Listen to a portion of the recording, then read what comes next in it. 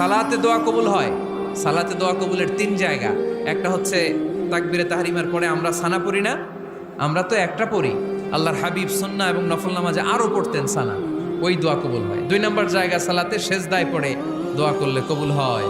আকরাবু মা ইয়াকুনুল আবদু মির রাব্বিহি ওয়া হুয়া সাজিদ ফাকসিরু ফীহি দুআ। বান্দা যখন সেজদায় লুটিয়ে পড়ে বান্দা আল্লাহর সবচেয়ে কাছে চলে যায়। তা কিন্তু বিশ্বনবী বলে সেজদাটা তোমার রবের কুদরতি পায়ের উপরে পড়েছে, সেজদায় পড়ে দোয়া করেন। সালাম ফিরানোর আগে বিশ্বনবী দোয়া করতেন, লা ইউসাল্লিমান্না আহাদুকুম হাত্তা ইয়াতাআওয়াযা মিন আরবা'a। আল্লাহর হাবিব বললেন, চার জিনিস থেকে পানাহ না আছে আমার কোন উম্মত যেন সালাম না ফিরায়। তারা যেন পড়ে আল্লাহুম্মা ইন্নী আউযু বিকা মিন আযাবিল কবর, আউযু বিকা মিন আযাবি জাহান্নাম, আউযু বিকা মিন ফিতনাতিল মাহইয়া ওয়াল মামাত, আউযু বিকা মিন ফিতনাতিল মাসিহিদ দাজ্জাল। আল্লাহ কবরের আযাব থেকে বাঁচাও, আল্লাহ জাহান্নামের আগুন থেকে বাঁচাও, আল্লাহ জীবন